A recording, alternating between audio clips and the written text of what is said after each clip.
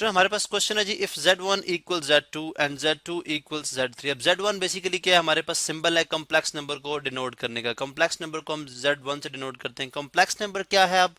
अब आप देखते हैं कि जैसे हमने एक्स स्क्वेयर प्लस वन हमारे पास इज इक्वल टू जीरो, ये एक हमारे पास ऐसी एक्सप्रेशन है। जब हम इनको सॉल्व करते हैं कि x की यहाँ पे कौन सी वैल्यू रखी जाए कि वो लेफ्ट हैंड साइड हमारी जीरो के बराबर आ जाए, सॉल्व करने पे हमारे पास जवाब जीरो आ जाए।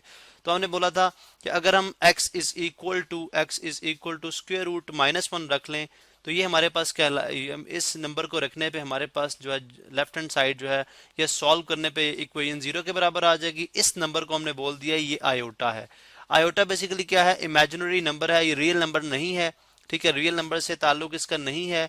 तो मालूम हुआ कि अगर मैं एक इमेजिनरी नंबर जिसको z के साथ अगर मैं डिनोट कर दूं, z is equal to zero, एक जो इसके अंदर जो रियल नंबर का इफेक्ट है जीरो, चूंकि एक रियल नंबर है जीरो प्लस एक इमेजिनरी नंबर यानी जीरो प्लस वन आयोटा कर दूं तो ये हमारे पास एक कॉम्प्लेक्स नंबर बन जाता है। इसके ऊपर डिटेल में लेक्चर मौजूद है, इंट्रोडक्शन टू कॉम्प्लेक्स नंबर। आप वहां पर जाएं तो आपको इस बात की समझ आ जाएगी। क्वेश्चन ये है हमारे पास कि अगर एक कॉम्प्लेक्स नंबर z1 दूसरे कॉम्प्लेक्स नंबर z2 के बराबर है और इसी तरह जो z2 है कॉम्प्लेक्स नंबर ये किसी तीसरे कॉम्प्लेक्स नंबर z3 के बराबर है, तो हमें z1 और z2 और z3 के वैल्यूज भी दे दी गई हैं। z1 जो है 4 प्लस 9 आयोटा के इक्वल है, z2 x plus iota y के इक्वल है और z3 u plus v iota के इक्वल है।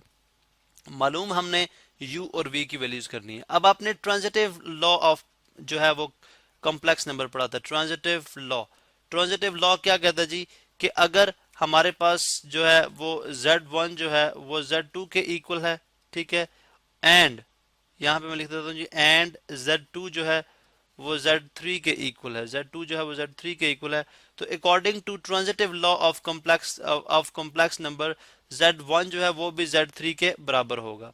z1 जो है दिस इंप्लाइज दैट, ये साइन में लिख रहा हूँ जी, दिस इंप्लाइज दैट z1 जो है वो z3 के बराबर होगा।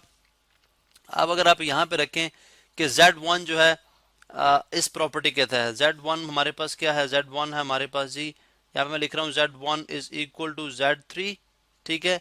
दिस इंप्लाइज z1 कितना है 4 प्लस 9 आयोटा और इसी तरह से इज इक्वल टू z3 कितना है u प्लस v आयोटा के, ठीक है।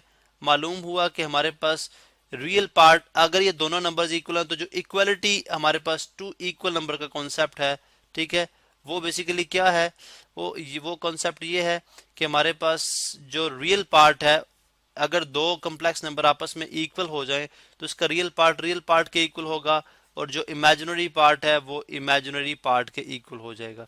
तो रियल पार्ट u है तो u इज इक्वल टू आ जाएगा 4 और इसी तरह जो इसका इमेजिनरी पार्ट है वो 9 है तो v किसके इक्वल आ जाएगा, 9 के इक्वल आ जाएगा। ये तो हमने देखा कि u और v की वैल्यू हमने ट्रांजिटिव लॉ को इस्तेमाल करते हुए कितनी आसानी के साथ मालूम कर ली।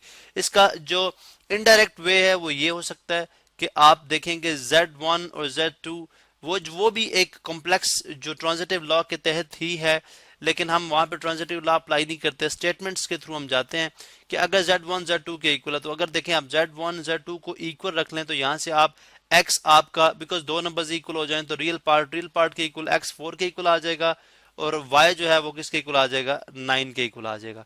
उसके बाद है z2 z3 के इक्वल है, फिर आप क्या करें z2 को z3 के इक्वल रख लें। अब आप जानते हैं कि x आपका 4 के इक्वल है, y आपका 9 के इक्वल है, तो अगर z2 z3 के इक्वल हो जाए तो फिर u जो है वो 4 के इक्वल हो जाएगा और v जो है वो 9 के इक्वल हो जाएगा। इस तरह से भी आप इस क्वेश्चन को सॉल्व कर सकते हैं, लेकिन चूंकि हमारे पास लॉज मौजूद हैं जो कि हमारे लिए बहुत आसानियां पैदा करते हैं, इसलिए हमने इस लॉ के तहत इस क्वेश्चन को सॉल्व कर लिया।